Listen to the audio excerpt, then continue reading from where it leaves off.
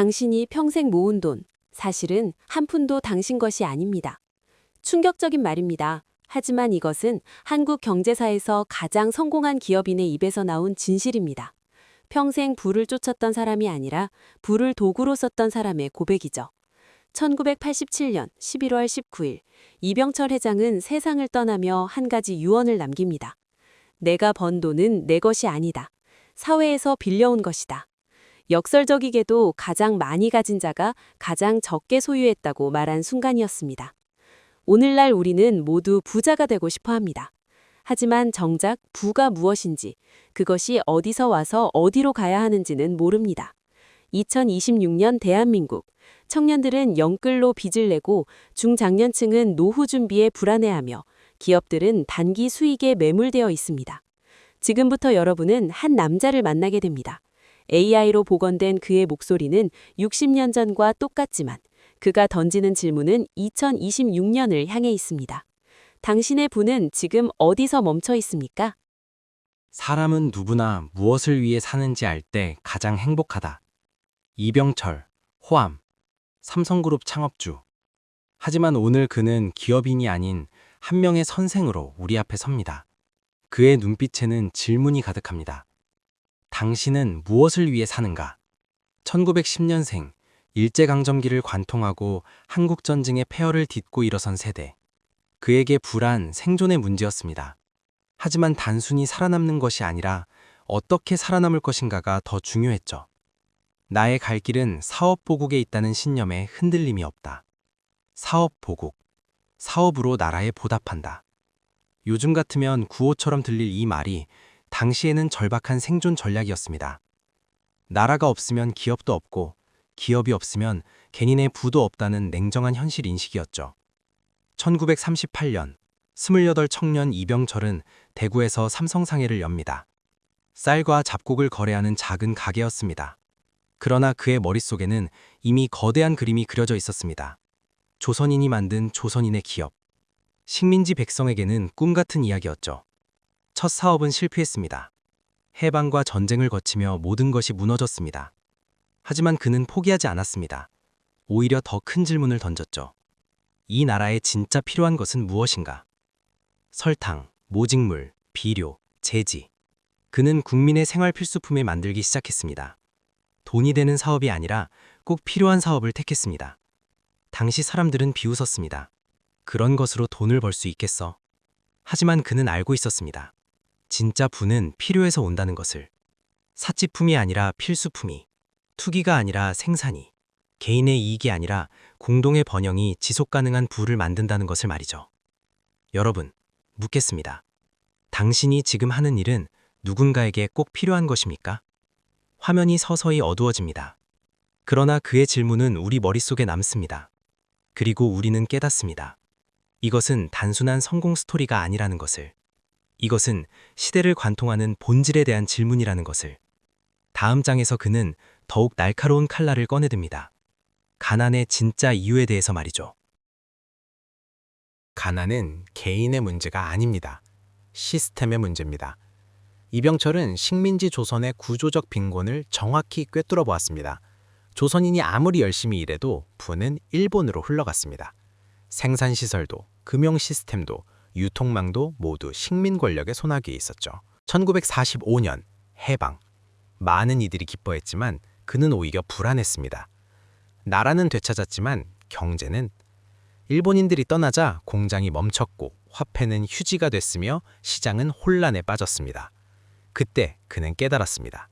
진짜 독립은 경제적 자립에서 온다는 것을. 정치적 주권만으로는 부족했습니다. 우리 손으로 만들고 우리 돈으로 투자하고 우리 시장에서 거래하는 온전한 경제 생태계가 필요했습니다. 1950년 한국전쟁이 터졌습니다.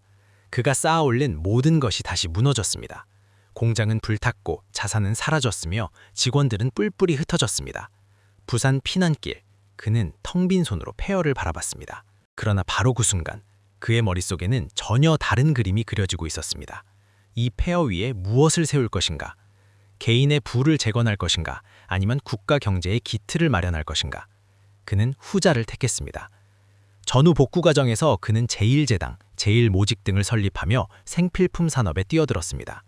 당시 한국은 설탕 하나 제대로 만들지 못했습니다. 모든 것을 수입에 의존했죠. 그는 이것이 진짜 가난의 뿌리라고 봤습니다. 나라가 가난한 이유는 게으르기 때문이 아닙니다. 생산 능력이 없기 때문입니다. 설탕 공장을 지을 때 주변에서 모두 말렸습니다. 설탕 같은 거로 무슨 돈을 벌어? 하지만 그는 단호했습니다. 이건 돈의 문제가 아닙니다. 자립의 문제입니다. 제1제당 설립 당시 그는 기술자들을 해외로 보내 제당 기술을 배워오게 했습니다. 막대한 비용이 들었지만 아깝지 않았습니다. 기술이 곧 독립이었으니까요. 외국 기술에 의존하면 영원히 하청업체로 남을 수밖에 없다는 것을 그는 알고 있었습니다. 1954년 드디어 국산 설탕 삼양당이 출시됐습니다. 한국 최초의 국산 설탕. 이병철은 공장 앞에 서서 하얀 설탕을 손에 쥐고 눈물을 흘렸다고 합니다. 이제 우리도 단맛을 직접 만들 수 있구나. 하지만 그의 야망은 거기서 끝나지 않았습니다. 설탕 다음은 섬유, 섬유 다음은 비료, 비료 다음은 그는 마치 산업 지도를 그리듯 하나씩 퍼즐을 맞춰 나갔습니다.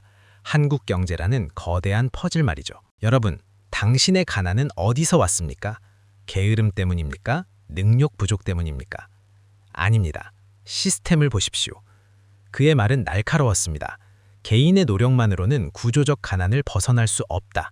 시스템을 바꿔야 한다. 그리고 시스템을 바꾸는 것은 기업의 역할이다. 하지만 여기서 의문이 생깁니다. 그렇다면 어떻게 시스템을 바꿀 것인가? 어떻게 한 기업인이 국가 경제의 흐름을 바꿀 수 있는 말인가? 그 해답은 다음 막에서 펼쳐집니다. 경영의 본질, 부의 원리에 대한 그의 통찰 속에서 말이죠. 신용을 잃는 순간 당신은 모든 것을 잃습니다. 이병철은 평생 신용을 강조했습니다. 그러나 그가 말하는 신용은 단순히 돈을 갚는다는 의미가 아니었습니다. 그것은 국민과의 약속이었습니다. 1950년대 후반, 삼성은 위기를 맞았습니다. 제1모직 공장 설립 과정에서 막대한 부채가 쌓였고 자금난에 허덕였습니다. 직원 월급조차 주기 어려운 상황이었죠. 이때 가장 쉬운 선택은 구조조정이었습니다. 직원을 자르고 부실 사업을 정리하고 빚을 탕감받는 것. 하지만 이병철은 정반대의 길을 택했습니다. 자신의 개인 재산을 모두 털어 직원 월급을 주고 채권자들을 찾아가 머리를 숙였습니다. 시간을 주십시오. 반드시 갚겠습니다. 주변에서는 미쳤다고 했습니다. 회사가 망하면 끝인데 왜 개인 재산까지 날리느냐? 하지만 그는 단호했습니다. 신용이 무너지면 두 번 다시 일어설 수 없습니다. 신용이란 기업에 대한 국민의 신뢰다. 얻기는 어렵고 잃기는 가장 쉽다. 그는 약속을 지켰습니다. 10년이 걸렸지만 모든 빚을 갚았습니다. 단 한 푼도 떼먹지 않았습니다. 그 과정에서 그가 얻은 것은 돈으로 환산할 수 없는 신뢰였습니다. 1960년대 초 한국 경제가 본격적으로 성장하기 시작했습니다. 정부는 수출 주도형 산업화를 추진했고 기업들에게 막대한 특혜 금융을 제공했습니다. 이때 많은 기업들이 무리하게 사업을 확장했다가 부실화됐습니다. 정부 돈을 받아 쓰고 제대로 갚지 못하는 일이 비일비재했죠. 하지만 삼성은 달랐습니다. 이병철은 정부 차입금을 받을 때마다 철저한 사업 계획을 세웠고 정해진 기한에 맞춰 원리금을 상환했습니다. 때로는 수익성이 낮아도, 때로는 다른 곳에 투자하고 싶어도 약속을 지켰습니다. 그 결과 삼성은 정부와 금융권에서 가장 신뢰받는 기업이 됐습니다. 다른 기업들이 자금난에 허덕일 때 삼성은 언제든 필요한 자금을 조달할 수 있었습니다. 신용이 곧 자본이 된 것이죠. 하지만 이병철이 말하는 신용은 단순히 금융신용만이 아니었습니다. 그것은 제품에 대한 신뢰, 직원에 대한 신뢰, 사회에 대한 신뢰를 모두 포함하는 개념이었습니다. 1960년대 말 삼성전자가 설립됐습니다. 초기 제품은 조잡했습니다. 흑백 TV가 자주 고장났고 소비자 불만이 쏟아졌습니다. 이때 이병철은 전 직원에게 이렇게 말했습니다. 불량품 하나가 삼성 전체의 신용을 무너뜨릴 수 있습니다. 단 한 대의 불량품도 용납할 수 없습니다. 그는 품질 관리에 미친 듯이 집착했습니다. 공장 라인을 멈춰서라도 불량품을 걸러냈고 이미 출하된 제품도 문제가 있으면 전량 리콜했습니다. 단기적으로는 손해였지만 장기적으로는 삼성 이꼴 품질이라는 이미지를 만들었습니다. 오늘날 우리는 어떻습니까? 일회성 거래에 익숙합니다. 한번 팔고 끝. 소비자를 속여서라도 당장의 이익을 챙기는 것이 영리함으로 포장됩니다. 리뷰 조작, 과대 광고, 품질 부실, 단기 수익에 눈이 멀어 신용을 갉아먹고 있습니다. 여러분, 당신의 비즈니스는 10년 후에도 존재할 수 있습니까? 신용 없이는 불가능합니다. 이병철의 경고는 명확합니다. 신용은 선택이 아니라 생존의 문제라고. 신용을 잃으면 아무리 좋은 제품도, 아무리 훌륭한 기술도 소용없다고. 그렇다면 신용만 있으면 충분할까요? 아닙니다. 다음 장에서 그는 더 중요한 것을 이야기합니다. 바로 사람입니다. 기업은 사람이다. 건물도 기계도 돈도 아니다. 오직 사람이다. 이병철의 인재 철학은 단순 명쾌했습니다. 인재 제일. 그러나 이것은 단순한 구호가 아니라 그의 뼈저린 경험에서 나온 생존 전략이었습니다. 1938년 삼성 상회 시절 그에게는 단 3명의 직원이 있었습니다. 자금도 기술도 인맥도 없었습니다. 오직 사람만 있었죠. 그는 이 3명을 가족처럼 대했습니다. 밥을 같이 먹고 잠을 같이 자고 고민을 나눴습니다. 해방 후 사업이 확장되면서 직원 수가 늘어났습니다. 하지만 그의 원칙은 변하지 않았습니다. 직원은 가족이다. 그는 직원들의 이름을 하나하나 외웠고 그들의 가족사까지 파악했습니다. 누가 아프면 병문안을 가고 누가 결혼하면 축의금을 보냈습니다. 1950년대 한국은 극심한 인재 부족에 시달렸습니다. 기술자도 경영자도 전문가도 없었습니다. 대부분 일본으로 유학을 가야 했고 돌아와도 제대로 된 일자리가 없었습니다. 이병철은 이것이 기회라고 봤습니다. 그는 파격적인 조건으로 인재를 영입하기 시작했습니다. 당시 평균 임금의 3배를 주고 해외 연수 기회를 제공하고 파격적인 권한을 위임했습니다. 주변에서는 비웃었습니다. 그렇게 비싼 월급을 주면 남는 게 있겠어? 하지만 이병철의 계산은 달랐습니다. 유능한 사람 1명이 평범한 사람 10명보다 낫다. 그러나 단순히 돈으로 인재를 묶어두는 것은 아니었습니다. 그는 인재를 키우는 데 더 집중했습니다. 1957년 삼성은 업계 최초로 사내 교육 프로그램을 시작했습니다. 직원들을 해외로 보내 선진 기술을 배워오게 하고 사내에서는 정기적으로 세미나와 토론회를 열었습니다. 의심나면 쓰지 말고 썼으면 끝까지 믿어라. 이병철의 용인술은 과감했습니다. 일단 책임을 맡기면 일일이 간섭하지 않았습니다. 실패해도 책망하지 않았습니다.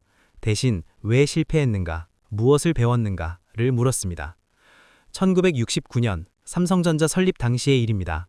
당시 전자산업은 삼성에게 완전히 새로운 영역이었습니다. 기술도 경험도 없었습니다. 이병철은 일본에서 전자공학을 공부한 젊은 엔지니어들을 대거 영입했습니다. 그리고 그들에게 말했습니다. 나는 전자에 대해 모른다. 그러니 여러분이 알아서 하라. 대신 책임은 내가 진다. 처음에는 실패의 연속이었습니다. 제품은 불량이 속출했고 손실이 쌓였습니다. 이 사실은 사업 철수를 건의했습니다. 하지만 이병철은 흔들리지 않았습니다. 조금만 더 기다려보자. 그들을 믿어보자. 결국 그 젊은 엔지니어들은 해냈습니다. 1970년대 중반 삼성전자는 흑백 TV 수출에 성공하며 한국 전자산업에 물꼬를 텄습니다. 만약 이병철이 초기 실패의 인재들을 버렸다면 오늘날 삼성전자는 존재하지 않았을 것입니다. 하지만 이병철의 인재 철학에는 한 가지 철칙이 있었습니다. 능력은 키워줄 수 있지만 인성은 못 고친다. 그는 아무리 뛰어난 능력을 가져도 인성에 문제가 있으면 절대 채용하지 않았습니다. 기업은 결국 사람이 만드는 것이다. 탐욕스럽고 이기적인 사람들이 모인 기업은 아무리 크게 성장해도 언젠가는 무너진다. 1970년대 삼성은 급속도로 성장했습니다. 그러나 이병철은 오히려 더 긴장했습니다. 조직이 커질수록 관료화되고 관료화될수록 인재가 썩는다는 것을 알았기 때문입니다. 그는 끊임없이 조직을 흔들었습니다. 젊은 인재를 과감하게 중책에 앉히고 나이나 경력보다 능력과 열정을 중시했습니다. 30대 임원이라는 파격적인 인사가 나온 것도 이 시기였습니다. 오늘날 우리는 어떻습니까? 사람이 중요하다고 입으로는 말하지만 정작 행동은 다릅니다. 인건비를 최대한 줄이고 직원을 소모품처럼 쓰고 단기 성과만 요구합니다. 그리고 요즘 인재가 없다고 불평합니다. 여러분, 인재가 없는 것이 아닙니다. 인재를 알아보지 못하는 것입니다. 이병철의 일갈입니다. 인재는 하늘에서 떨어지지 않는다. 찾아내고 키우고 믿고 기다려야 한다. 그것이 리더의 가장 중요한 임무다. 하지만 여기서 의문이 생깁니다. 인재를 믿고 기다리라고? 그 기다림은 얼마나 길어야 할까요? 다음 장에서 그는 시간의 진짜 가치에 대해 이야기합니다. 하루 3시간의 사용법이 당신의 부를 결정한다. 이병철은 평생 새벽 5시에 일어났습니다. 아침 산책을 하며 하루 계획을 세우고 6시부터 신문을 읽었습니다. 국내외 신문을 빠짐없이 훑으며 세상의 흐름을 파악했죠. 그리고 8시, 정확히 출근했습니다. 주변에서는 물었습니다. 회장님, 그렇게 바쁘신데 왜 꼭 신문을 다 읽으십니까? 그의 대답은 명쾌했습니다. 이 3시간이 나머지 21시간을 결정한다. 그가 말하는 시간 관리는 단순히 빨리빨리 하는 것이 아니었습니다. 오히려 정반대였습니다. 중요한 것에 충분한 시간을 쓰는 것. 급하다고 서두르면 오히려 늦어진다는 역설을 그는 알고 있었습니다. 1960년대 초 한국 정부는 경제개발 5개년 계획을 추진했습니다. 모든 기업이 정부 프로젝트에 뛰어들었습니다. 빨리빨리 성과를 내야 했고 단기간에 규모를 키워야 했습니다. 하지만 이병철은 달랐습니다. 그는 신중했습니다. 모두가 석유화학에 뛰어들 때 그는 시간을 두고 시장을 분석했습니다. 모두가 중공업에 투자할 때 그는 오히려 전자산업을 주목했습니다. 주변에서는 답답해했습니다. 회장님, 지금 안 하면 늦습니다. 하지만 그는 흔들리지 않았습니다. 서두르지 마라. 때가 있다. 둔과 운을 기다릴 줄 알아야 한다. 둔, 어리석을 둔, 느릴 둔. 이병철은 이 글자를 평생 좌우명으로 삼았습니다. 빠른 것보다 우직한 것이, 영리한 것보다 성실한 것이 결국 이긴다는 믿음이었습니다. 1960년대 초 한국전자는 어려움에 처했습니다. 흑백 TV는 잘 팔렸지만 컬러 TV 전환이 늦어졌습니다. 경쟁사들은 이미 컬러 TV 양산에 들어갔고 삼성은 뒤처졌습니다. 이사진은 급했습니다. 빨리 컬러 TV를 내놓아야 합니다. 하지만 이병철은 고개를 저었습니다. 급히 먹는 밥이 체한다. 제대로 준비하자. 그는 엔지니어들에게 충분한 시간을 줬습니다. 제품을 완벽하게 만들라고 했습니다.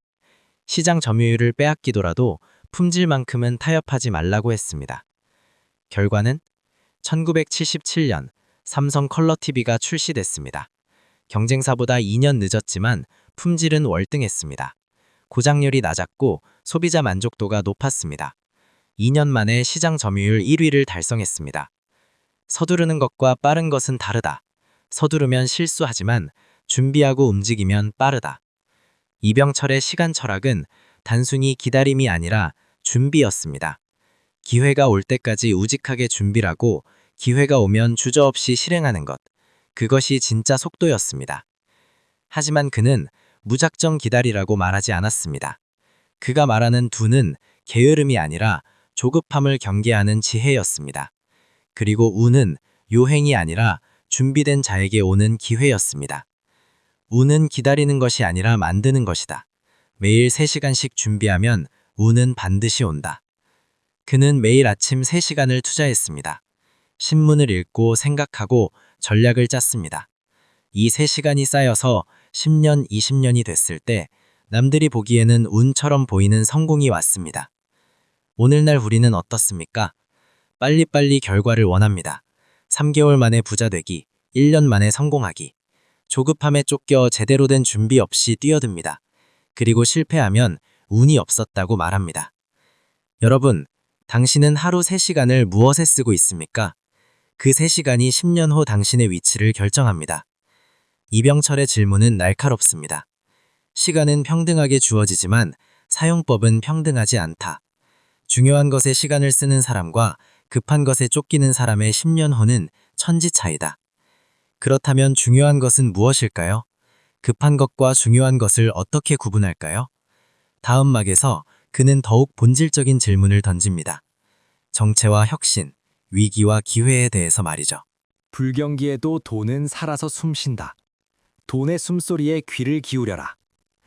1997년 IMF 외환 위기. 한국 경제는 나락으로 떨어졌습니다. 기업들이 줄줄이 도산하고 실업자가 거리에 넘쳤습니다. 모두가 망했다고 절규했습니다. 하지만 이병철이 살아있었다면 뭐라고 했을까요? 아마도 이렇게 말했을 것입니다. 위기? 아니, 기회다. 그는 평생 위기를 기회로 바꾸는 연금술사였습니다.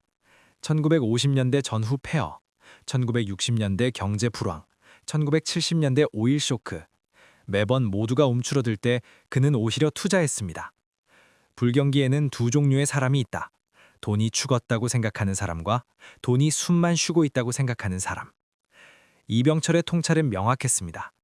불경기에 돈이 사라지는 것이 아니라 흐름이 바뀌는 것뿐이다. 예전 방식으로는 안 되지만 새로운 방식으로는 된다. 문제는 그 새로운 방식을 찾는 것. 1974년 1차 오일 쇼크. 전 세계가 충격에 빠졌습니다. 유가가 4배나 폭등했고 한국 경제는 직격탄을 맞았습니다. 수출 기업들은 비상이 걸렸습니다. 원가가 오르고 수익성이 악화됐습니다. 많은 기업들이 투자를 중단하고 긴축에 들어갔습니다. 직원을 해고하고 사업을 축소했습니다. 생존이 우선이었으니까요. 하지만 삼성은 정반대로 움직였습니다. 이병철은 오히려 투자를 늘렸습니다. 특히 전자산업에 대규모 투자를 단행했습니다. 주변에서는 미쳤다고 했습니다. 지금이 무슨 투자할 때냐? 그의 계산은 이랬습니다. 지금 모두가 움츠러들고 있다. 그럼 경쟁이 줄어든다. 지금 투자하면 경기가 회복됐을 때 우리가 선두에 설 수 있다. 정체는 곧 죽음이다. 멈추는 순간 도태된다. 결과는 1970년대 후반 세계 경기가 회복되자 삼성전자는 폭발적으로 성장했습니다. 경쟁사들이 투자를 재개할 때 삼성은 이미 몇 년 앞서 있었습니다. 그러나 이병철의 위기 대응은 단순히 역발상이 아니었습니다. 그는 위기의 본질을 꿰뚫어 봤습니다. 위기는 두 가지 메시지를 담고 있다. 지금 방식은 안 된다와 새로운 방식이 필요하다. 1980년대 초 한국 경제는 또 다른 위기를 맞았습니다. 2차 오일 쇼크와 정치적 혼란이 겹쳤습니다. 이번에도 많은 기업들이 움츠러들었습니다. 하지만 이병철은 이때 가장 큰 결단을 내렸습니다. 바로 반도체 산업 진출이었습니다. 1983년 2월 그는 도쿄 선언을 통해 반도체 투자를 공식화했습니다. 주변 반응은 미친 짓이다. 반도체는 천문학적인 투자가 필요했고 성공 가능성도 불투명했습니다. 더구나 경기는 최악이었습니다. 이사진조차 반대했습니다. 회장님, 지금은 때가 아닙니다. 경기가 회복될 때까지 기다립시다. 하지만 이병철은 단호했습니다. 지금이 바로 때다. 모두가 안 된다고 할 때가 기회다. 10년 후를 보라. 그는 왜 그렇게 확신했을까요? 그는 흐름을 봤습니다. 세계는 아날로그에서 디지털로 전환하고 있었습니다. 반도체는 디지털 시대의 쌀이 될 것이었습니다. 지금 투자하지 않으면 영원히 기회를 잃는다. 하지만 여기서 중요한 점, 이병철은 무모하게 도박을 한 것이 아니었습니다. 그는 이미 10년 전부터 준비하고 있었습니다. 1970년대부터 전자산업에 투자하고 인재를 키우고 기술을 축적했습니다. 기회는 준비된 자에게만 온다. 위기 때 갑자기 새로운 일을 시작하는 것이 아니라 평소에 준비하다가 위기 때 실행하는 것이다. 오늘날 우리는 어떻습니까? 위기가 오면 패닉에 빠집니다. 모든 것을 멈추고 방어적으로 움츠러듭니다. 그리고 기회를 놓칩니다. 코로나19 팬데믹 때를 생각해 보세요. 모두가 공포에 떨 때 어떤 기업들은 오히려 성장했습니다. 온라인 플랫폼, 배달 서비스, 원격 내무 솔루션. 위기 속에서 새로운 수요를 발견한 기업들이었죠. 여러분, 지금 당신의 돈은 어디서 멈춰 있습니까? 통장에? 부동산에? 주식에? 그 돈은 숨을 쉬고 있습니까? 죽어 있습니까? 이병철의 질문은 본질적입니다. 돈은 흐를 때 가치가 있다. 멈추면 썩는다. 위기 때일수록 돈을 움직여야 한다. 단, 아무렇거나가 아니라 미래를 보고. 그렇다면 어떻게 미래를 볼 수 있을까요? 어떻게 10년 후를 내다볼 수 있을까요? 다음 장에서 그는 생애 최대의 결단을 통해 그 해답을 보여줍니다. 1983년 2월 8일 도쿄 제국 호텔. 이병철은 일본 기자들 앞에 섰습니다. 그의 나이 73. 보통 사람이라면 은퇴를 생각할 나이였습니다. 하지만 그의 눈빛은 청년처럼 빛났습니다. 삼성은 반도체 산업에 진출합니다. 짧은 선언이었지만 파장은 엄청났습니다. 일본 언론은 비웃었습니다. 한국이 반도체를? 일본도 미국도 힘든데? 한국 내부에서도 회의적이었습니다. 너무 늦었다. 너무 어렵다. 하지만 이병철은 확신했습니다. 이것은 도박이 아니라 생존의 문제였습니다. 3차 산업혁명이 온다. 반도체 없이는 미래가 없다. 그는 이미 10년 전부터 준비하고 있었습니다. 1974년 삼성전자가 한국 반도체를 인수했습니다. 당시만 해도 작은 투자였죠. 하지만 그는 인재를 키우기 시작했습니다. 젊은 엔지니어들을 미국으로 보내 반도체 기술을 배워오게 했습니다. 1980년 삼성은 64K D램 개발에 성공했습니다. 한국 최초였습니다. 하지만 이것은 시작에 불과했습니다. 상용화와 양산은 전혀 다른 문제였으니까요. 1983년 도쿄 선언 이후 삼성은 본격적으로 움직였습니다. 천문학적인 자금을 반도체에 쏟아부었습니다. 1980년대 중반까지 투자 규모는 삼성 전체 자산의 절반에 육박했습니다. 주변에서는 공포에 떨었습니다. 이러다 회사 망합니다. 이사진은 매일 회장실로 갈려가 투자 중단을 간청했습니다. 하지만 이병철은 흔들리지 않았습니다. 10년을 보라. 반도체는 미래의 쌀이다. 그러나 현실은 녹록지 않았습니다. 기술은 어려웠고 불량률은 높았고 손실은 쌓였습니다. 1984년 삼성은 64K D램 양산에 성공했지만 시장은 이미 256K로 넘어가고 있었습니다. 더 큰 문제는 1985년에 터졌습니다. 미국과 일본 반도체 기업들이 가격 전쟁을 시작했습니다. 반도체 가격이 폭락했고 전 세계 반도체 기업들이 적자에 허덕였습니다. 삼성도 예외가 아니었습니다. 매달 수백억 원의 손실이 났습니다. 이대로 가다가는 회사가 무너질 판이었습니다. 재계에서는 삼성 끝났다는 소문이 돌았습니다. 이때 대부분의 기업들은 투자를 멈췄습니다. 미쓰비시, 히타치, NEC 같은 일본 대기업들조차 반도체 투자를 축소했습니다. 생존이 우선이었으니까요. 하지만 이병철은 정반대로 갔습니다. 투자를 늘렸습니다. 1985년 반도체 손실이 최악일 때 그는 추가로 수천억 원을 반도체에 쏟아부었습니다. 지금 멈추면 그동안 투자한 것이 모두 물거품이다. 끝까지 가야 한다. 그의 논리는 명확했습니다. 반도체는 주기 산업이다. 지금은 바닥이지만 반드시 반등한다. 지금 버티는 자만이 그때의 과실을 따먹을 수 있다. 하지만 이것은 논리만으로 할 수 있는 결단이 아니었습니다. 1987년 11월 이병철은 세상을 떠났습니다. 반도체가 흑자를 내기 불과 몇 개월 전이었습니다. 그는 끝내 자신의 결단이 옳다는 것을 보지 못했습니다. 하지만 그의 유지는 계승됐습니다. 1988년 반도체 시장이 반등하자 삼성은 폭발적으로 성장했습니다. 1990년대 삼성은 세계 반도체 시장을 석권하기 시작했습니다.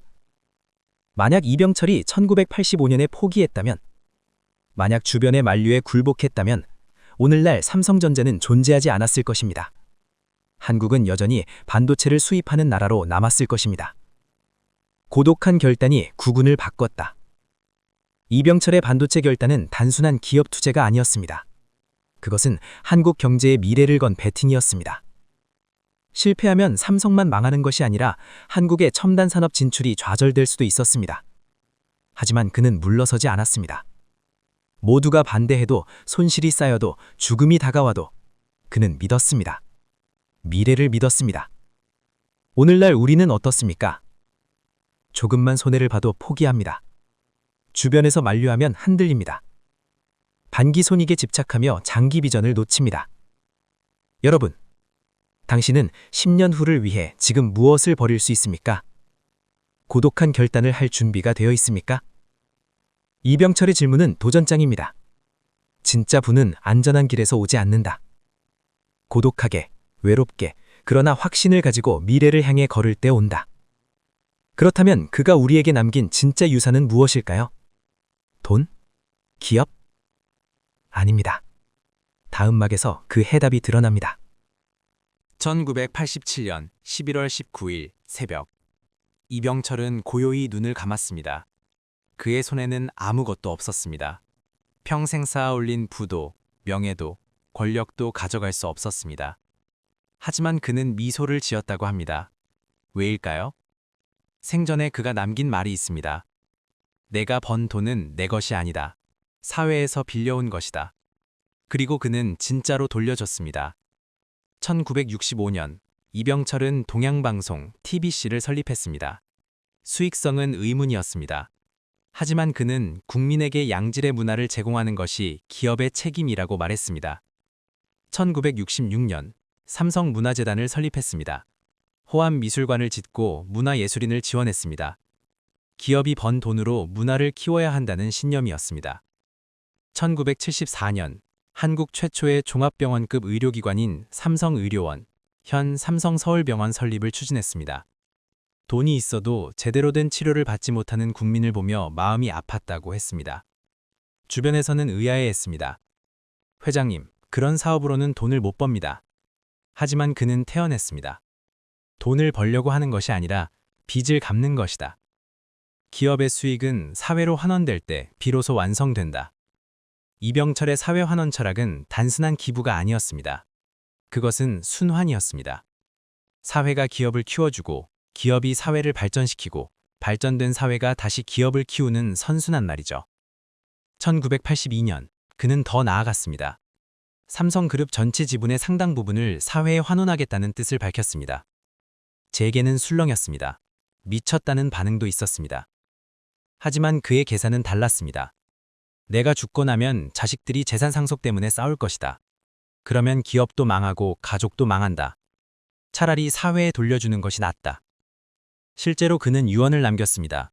개인 재산의 대부분을 사회에 환원하라고. 그 유지는 지금도 이어지고 있습니다. 삼성장학재단, 삼성생명공익재단, 삼성문화재단. 매년 수천억 원이 사회로 돌아갑니다. 하지만 이병철이 남긴 진짜 유산은 돈이 아니었습니다. 그것은 철학이었습니다. 부자가 되려고 하지 마라. 부를 쓸 줄 아는 사람이 되어라. 그는 평생 검소했습니다. 비싼 옷을 입지 않았고 호화로운 생활을 하지 않았습니다. 대신 기업에 투자하고 인재에 투자하고 사회에 투자했습니다. 어느 날 기자가 물었습니다. 회장님은 왜 그렇게 검소하게 사십니까? 그의 대답은 이랬습니다. 내가 사치하면 직원들도 사치하고 회사도 사치하게 된다. 기업은 결국 문화다. 당신은 지금 어떤 그릇을 준비하고 있는가? 이병철의 마지막 질문입니다. 그릇이 작으면 작은 부만 담을 수 있다. 큰 부를 원한다면 먼저 그릇을 키워야 한다. 그리고 그릇을 키우는 방법은 하나다.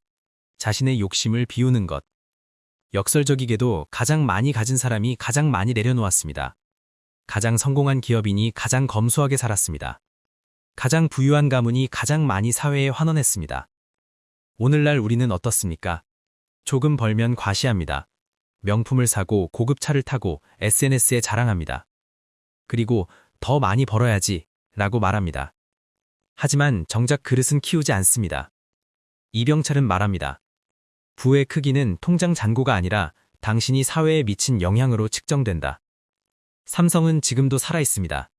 이병철이 떠난 지 40년이 지났지만 그의 정신은 계속됩니다. 매년 수만 명의 청년이 삼성장학금으로 공부합니다. 수백만 명의 환자가 삼성병원에서 치료받습니다. 수억 명의 사람들이 삼성 제품을 쓰며 삶이 편리해졌습니다. 이것이 진짜 유산입니다. 돈은 쓰면 없어지지만 철학은 대를 이어 이어집니다. 이병철이 천천히 사라집니다. 하지만 그의 목소리는 여전히 울립니다. 사람은 누구나 무엇을 위해 사는지 알 때 가장 행복하다. 당신은 무엇을 위해 삽니까? 돈을 위해? 성공을 위해? 인정을 위해? 아니면 의미를 위해, 유산을 위해, 다음 세대를 위해? 이병철은 답을 알고 있었습니다. 그래서 그는 행복했습니다. 죽는 순간까지도. 2026년 대한민국. 우리는 역사상 가장 풍요로운 시대를 삽니다. 하지만 역설적이게도 가장 불안한 시대이기도 합니다. 돈은 많아졌지만 행복은 줄었습니다. 부는 쌓였지만 의미는 사라졌습니다. 이병철의 직언은 명확합니다. 당신의 부는 지금 어디서 멈춰 있습니까? 통장에 멈춰 있습니까? 부동산에 멈춰 있습니까? 주식에 멈춰 있습니까? 부는 흘러야 합니다. 자신에게서 가족에게로, 가족에게서 사회로, 사회에서 미래로. 멈추는 순간 그것은 부가 아니라 집착이 됩니다. 이병철은 평생 부를 쫓았지만 결코 부에 묶이지 않았습니다. 그는 부를 도구로 썼습니다. 더 나은 제품을 만들고, 더 많은 일자리를 창출하고, 더 풍요로운 사회를 만드는 도구로. 당신은 지금 어떤 그릇을 준비하고 있습니까? 당신의 부는 10년 후 어디에 있을까요? 당신이 세상을 떠날 때 무엇을 남길 수 있을까요? 화면이 완전히 어두워집니다. 그리고 마지막 자막이 떠오릅니다. 부의 완성은 나눔이다. 당신의 부는 지금 어디서 멈춰 있는가?